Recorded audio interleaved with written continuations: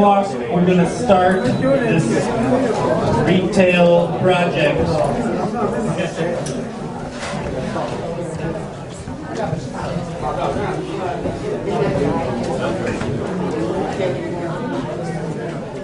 So the way it's going to work here is there's going to be some people doing some talks and sharing information. So before that happens, at the table over here, there are sticky pads and dots and note cards where you can write any comments you'd like, where you can put green dots, red dots up on the map where you think retail opportunities would be well received or not. Yeah, feel free to use all of the stuff over there to get your opinions up on the wall. And we'll be collecting all that throughout the discussion. Feel free to approach us with any questions. And without further ado, I'd like to invite John Brower.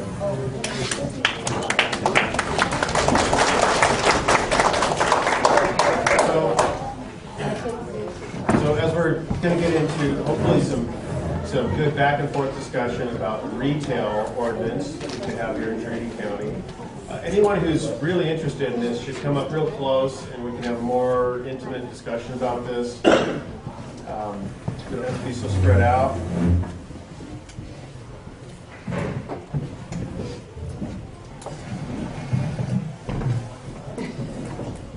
One-handed, that's tough, huh? It is. Well, one-armed band at the moment. So,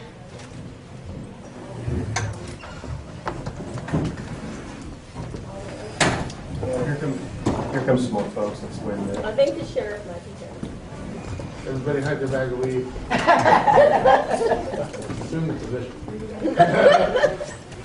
Quick, put away your stash. Oh, I think they can. You want to say something first here? Yeah, so in addition to staff from County Planning Department, we've also got our County Administrative Officer, Richard Coons, in the back, who just showed up with our new Sheriff, Tim Saxon. And it's really important to be as inclusive as we can with this conversation, trying to get as many minds in the room as possible and try to flesh out what ends up being a good, workable ordinance here. And the state waited 23 long years under Proposition 215 before introducing a series of bills that became known as MRSA. And the MRSA bills were to create a regulatory framework for what was the medical cannabis industry in California at that time. It's about 3 years ago now.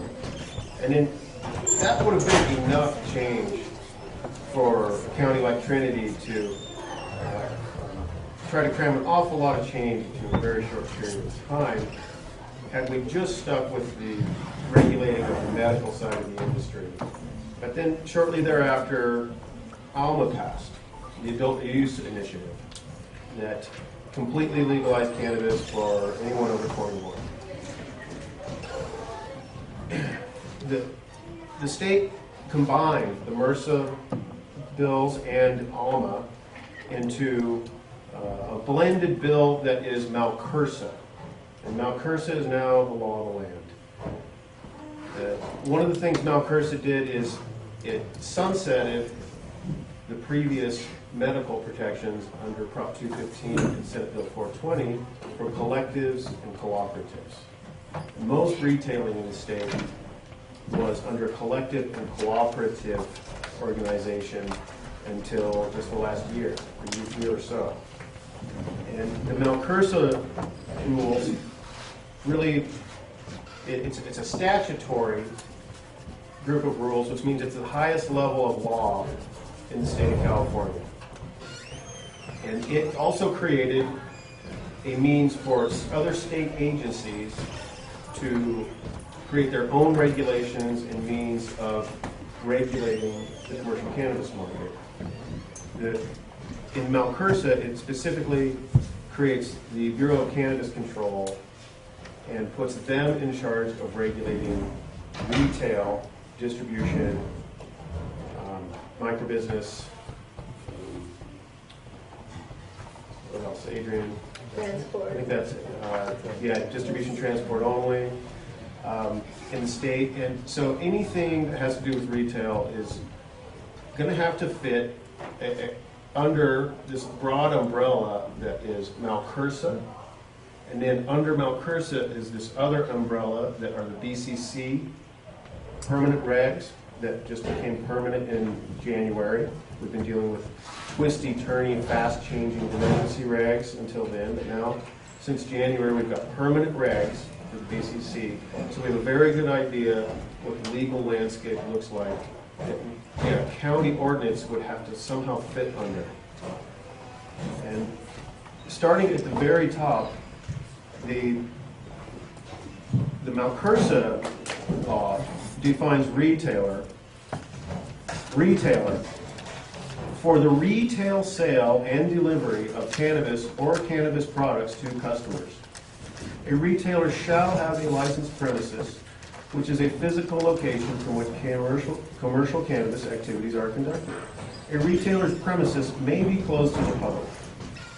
A retailer may conduct sales exclusively by delivery. It's pretty broad. It was designed to be broad, so that the state could, the different localities in the state could each come up with their own ways of doing things. And the BCC further adds further regulations, and I'm having a hard time turning the pages here. Usually we can do this.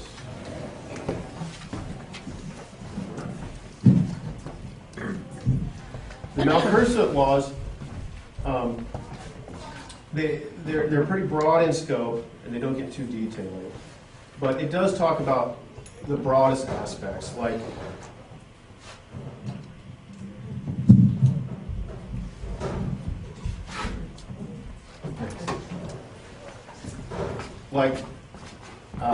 that a retailer can't sell cannabis goods for less than the cost of providing them.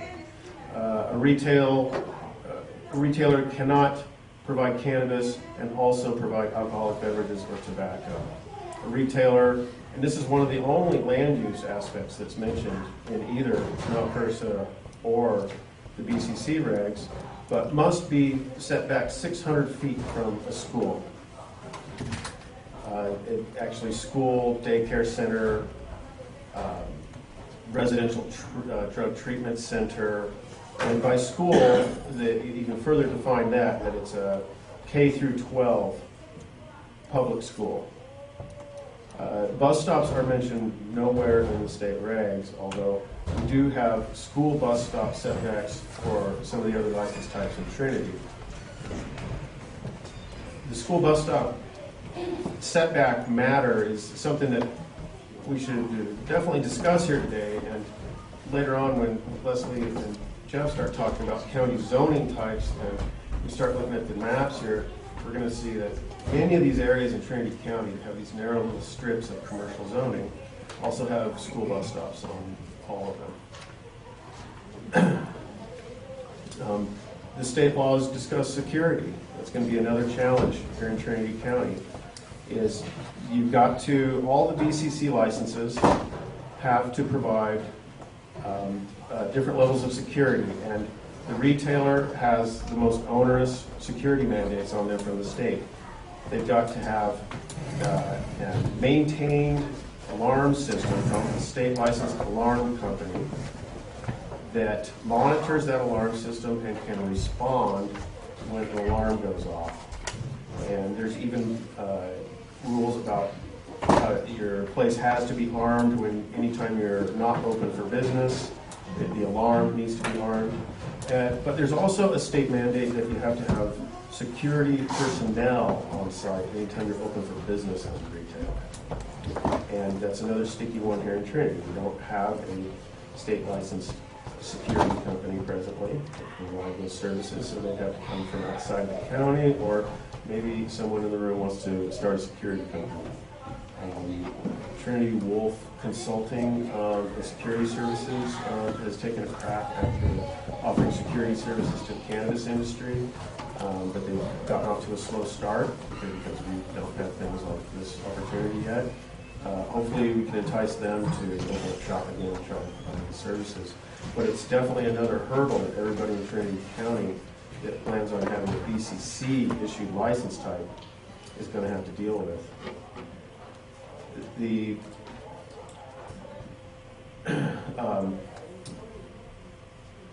addition to the security matter, we've got issues with connectivity in Trinity County, where if you can get a security system that is, say, hooked up to a landline or transmits via cellular or some other means, that is fine and dandy, but there's also the issue of track and trace.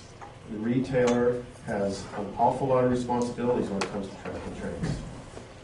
The state is going to want real-time downloading of your track and trace inventory. And that's very difficult to do unless you've got good connectivity. So there are parts of the county that have good connectivity and others that don't. So, you know, Hayfork's got pretty good, and it should be an easy fit here. But downriver on the 299 does not. It'd be another challenge there. And like I said, so starting at the top of this umbrella that our county ordinance would have to fit under, we've got Malcursa at the very top, and then under that are the BCC regs, and then a county ordinance would have to fit under that. The Malcursa and BCC both make very clear that local counties and cities can ban commercial cannabis activities by keeping you from being able to, by not issuing permits or licenses. They can permit it by coming up with an ordinance and a system of offering permits and licensure. And there's another interesting thing that's going on at the state right now is when Malcursa passed and the BCC wrote their regs, they made it crystal clear that commercial cannabis can be delivered to any physical address in the state of California, and that commercial cannabis can be transported on any public road in the state of California. But we're in a situation now where the 25 different counties and cities, most of them banned counties and cities, are now suing the state to prevent the state from allowing statewide retail deliveries. And we'll see how that shakes out. The legislature feels very strongly that this needs to be statewide, and it's time for the state of California to rip off this Band-Aid and just start doing cannabis statewide in a regulated fashion instead of an unregulated fashion. But it's another matter that we may want to discuss here and kind of keep our eyes on as this develops. Another issue that I think is that should be fleshed out at these meetings is on-site consumption. And it's another reason that we're lucky to have Sheriff Saxon here with us to get his input from the very beginning on this. Previously, there were no retail opportunities available in Trinity County. Now we're talking not just about the existing non-storefront retail license type that we haven't really talked about yet, but we already have a very limited ordinance that allows for non-storefront retail associated with a commercial cannabis cultivation license here in Trinity County. To my knowledge, there's only one of them that currently exists in the county. Maybe Leslie,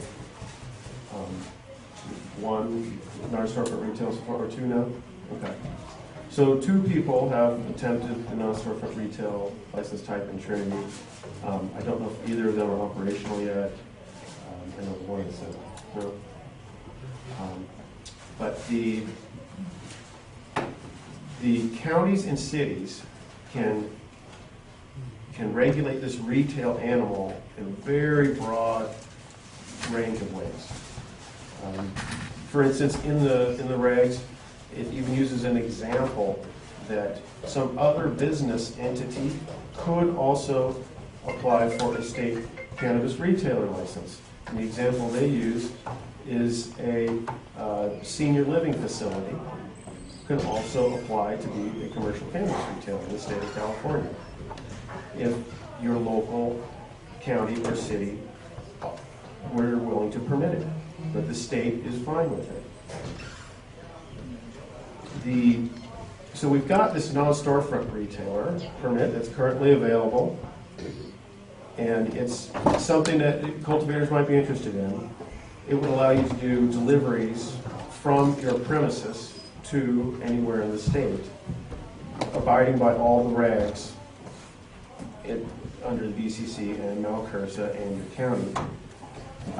But I'm kind of hoping Leslie and Jeff can talk about the different, maybe you could talk a little bit about non-storefront retail, a full retail state licensure, and then delivery, retailers that also may deliver. Or do you want me to touch on that?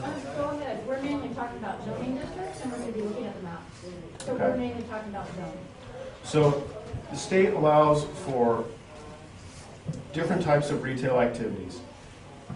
What we would call a brick and mortar retailer or a dispensary in medical days is now a retailer. And they have to have a fixed location where the commercial cannabis activities are to take place. It would be open to the public in most cases, but does not have to be. Like if you're a non-storefront retailer, it can't be open to the public. But a brick and mortar retailer can also do deliveries if locally permitted, under your local jurisdiction where your business is based. It's another topic for discussion. We have the opportunity to do, all the cultivators can already become a non-storefront retailer quite easily. And if we have other brick and mortar retailers that are also doing deliveries in the area, maybe it helps, maybe it hurts the farmers that are trying to run their own delivery services with the non-storefront license type. But these three different modes of retailing are something that we hope to discuss here. The brick and mortar dispensary model, them doing deliveries, and then the non-storefront retailer who is a cultivator and also doing their own deliveries. Does anybody have any sort of questions, input? The regs are thick. It's hundreds and hundreds of pages, and I don't want to get into the details of how to run a retail business. Tammy Brazil has run successful retail in the city of Shasta Lake for a lot of years, and she's got tons of experience in that. And there might be other people in the room that have prior experience running or working in retails or with retailers, I'm sure. So hoping to open this up to start kind of forming this conversation and seeing where we want this to go in Trinity County. The broadest umbrella of Malcursa doesn't talk too much about retail, except for giving the BCC and local counties and cities the authority to regulate it. The BCC, it's a little more detailed, but still leaves the vast majority of this up to the counties and cities. The counties and cities are only, at least, and I'm not an attorney, but my understanding is that the authority for counties and cities to regulate this is through their land use, their regulations and zoning ordinances. So if we're talking about rules that we would want a Trinity County retailer to have to abide by and operate under, we're mostly, at the very beginning of that conversation, we're talking about where. And the county can regulate nuisances through zoning ordinances. I don't know if there are findings in our other commercial cannabis ordinances that would state that retailing of cannabis is a nuisance or not.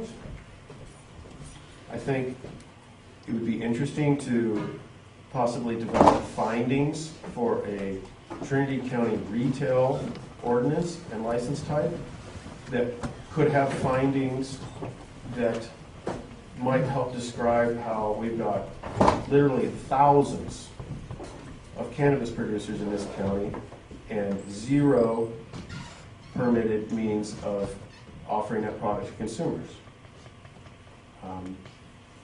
The economic benefits that this could bring to our county and our already existing cultivation industry are obvious. We're a low population county. We don't have a ton of traffic rolling through, but we are part of the Emerald Triangle. And this is an area of commerce that could be created in a way that it could really help our tourism. And tourism and cannabis retailing can go hand in hand and should go hand in hand in much of the counties. And we all know how many cars roll through this county that are, wanting weed. And it seems like that's something Trinity folks should be able to help with. So,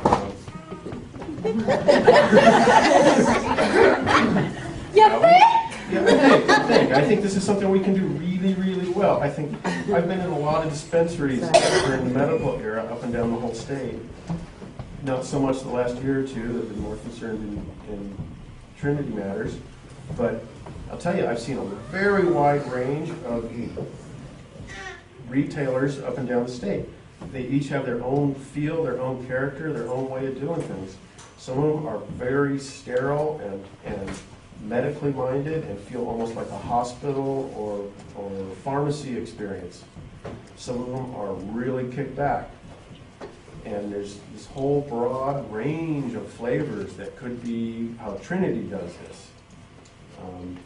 I know, these are going to largely pre-existing buildings within these narrow strips of commercial zoning on the wide spots where our highways go, our little villages. We can have some really cool, unique ways of doing this and could have some really cool stops on the highway for people and might be able to help generate some more tourism, get people to, instead of blasting through Trinity on their way to the coast, maybe they stop and buy a couple things and maybe have a meal and who knows, maybe come back again someday and spend the night. Maybe go check out a lake or go hiking or something. We can create this in a way that it really enhances the economic opportunities that we already have here and I think can be done in a wide variety of ways, and that's what we're here to talk about now. I think it's nice to talk about the different flourishes and touches and what the county might expect of a Trinity County cannabis retailer. But also, at the end of the day, we're going to have to create a draft ordinance that is palatable to the rest of the county, not just the cannabis community. It's going to have to get at least 3 votes from our Board of Supervisors to pass. We have 2 supervisors on the retail ad hoc committee, Bobby Chadwick and Jeremy Brown. So hopefully that's 2 votes. But my wish is that we would come up with something that could pass unanimously and something that the entire county can be proud of. Perhaps we want to include opt-out zones. If we don't really have a framework for this yet. I know Bobby's been thinking about it hard for a long time, and lots of us have. So maybe the folks that really have a vision of what a Trinity County retail ordinance could look like, maybe let's just start more of a group conversation. And maybe we could let Leslie and Jeff talk about zoning types and introduce more of the land use element of it first. But this is a great room full of people, and there's a lot of smarts here, and I'm sure we can come up with a way to do this well, do this really well, and show the rest of the world how to do this right.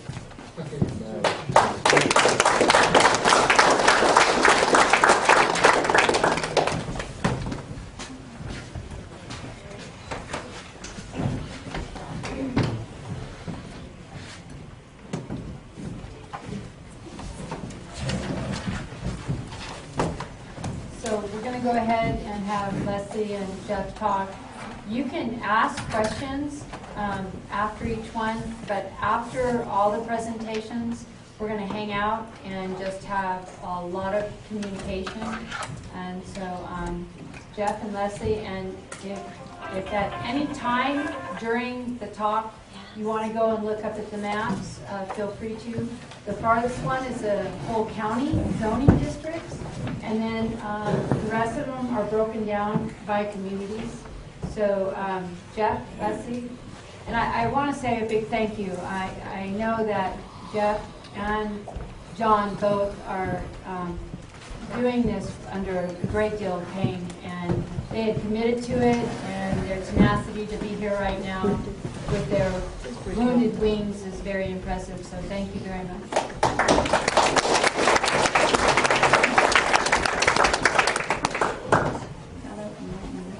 Adam, you'll translate? Okay, very good. And I don't know, maybe do we need the mic? Does that help? Yeah. It does help? Yeah. Yes. And Adam Lee is going to translate. Pretty simple. Jeff and I don't need 35 minutes. I think we need 5. Over here on the wall, we put up maps of all the different zoning districts in most areas in the county. Okay, we're missing more detailed maps for Douglas City, Hyam Palm, and Trinity Center. Somehow they got missed in our printing. We'll have those available at the next outreach event that we do. But today, what I'd really like is, before we get into too much conversation later in the afternoon, be able to have everybody go over and take a look at the maps. So Jeff right now is standing near the Hayfork Community Plan map. So you want to jump in and kind of like put some of that out there? cho một mẹ nó này cho chúa ấy làm được tên lúc community này rồi như thế này một chuyện như là sai tao cái nên gen đó là con đây hay nhưเขาว่าcho cuốn này cho lâu cho cái hai chiều ô tô xa mà nè ít bây giờ sai khó. Okay. The zoning districts that are going to be most suitable for retail are identified in the map, on the maps, as either retail, C1, general commercial, C2, or highway commercial. Although highway commercial, you have to have another highway, another use associated with any retail sales. So it's a little more complicated if we're looking at highway commercial, but I encourage everybody to take a look at all of those maps and identify where the C1 and the C2 zoning districts are in all the different communities, because those are likely to be the districts that are going to allow retail. ในส่วนจากแม่นะอยู่เนี่ยอยู่ขอตื่นจะอยู่ใช้ปุ๋ยCE ละ CR เนาะ CE จะจอดใจตัวไปโอริเทลนะพอ CR จะจอดใจไปโอสามนะพอ CP เนี่ยจะเนี่ยจะล้อๆนะแต่ผมจะไปจะละชั่วโมง Okay, so Supervisor Brown just asked me a question, but go ahead, put it out there. What do you mean by addition to retail? Do you mean processing, manufacturing as well? What other business would have to be on that highway commercial zone? Okay, so in the highway commercial, in the zoning ordinance, highway commercial, the uses, one of the uses that is allowed by right, it's a principally allowed use in that zoning district, meaning you don't have to have a use permit to do it. It's general office or retail store and services when in addition to other highway commercial uses. So that could be, for example, Frontier Fuel. Okay, you have retail sales going on there, but you have other commercial, highway commercial uses going on there as well. That make sense? Yeah. So does anybody else have any questions right now? I can read the zoning districts descriptions for the most likely zoning districts. C1. Holly, do you have a question? You don't? Okay, because you're looking like you did. Okay, so in the C1 or retail commercial zoning district, the purpose of that zoning district is to provide appropriate locations for the distribution and sale or rental of goods or services of primarily a retail nature. Retail commercial uses, retail commercial areas are generally found within larger communities on major roads or interspersed with residential areas. Activities located in this district are generally compatible with nearby residential uses. So in every community, we're going to have to look at those retail areas to make that finding if we're going to use those commercial areas. Okay. Xì nguồn đó nè, thì ta có là hai trò gì giờ thì bây giờ lúc khuôn đó là chính trạng đó nè, giờ là bu retail nó, giờ là vừa sao retail nó mua phèn nó tao, retail này bao nhiêu giờ retail tất là nè, giờ có mua ưu tay ưu chế, giờ có mua giờ không có kỳ rõ họ wholesale nó mà, có mua họ đó chỉ là mua ít là mua package nó đâu có nè, thì retail nó mua để ưu tú kinh mua cái đó, tôiจะไปสั่ง Okay, and the other most likely zoning district is general commercial, or the C2 zoning district. The purpose of this district is to provide appropriate locations for intensive commercial activities. General commercial districts are generally centralized within the community and located on major or arterial streets. So those are the main roads. We put the Hayport community plan up there because it shows at a larger scale what the zoning is. And so I encourage everybody, I mean, you can't all stand in front of that one map at the same time, but I encourage everybody right now to go over and start taking a look at these maps so you can get a general idea of where we're talking about being able to do retail in the county, what the currently available parcels are that would fall within those zoning districts. Does the non-storefront retail have to be in this kind of? Nope. No, they could be. Nope, and those zoning districts have already been identified in the non-storefront retail ordinance. So they're right there on the map. They're not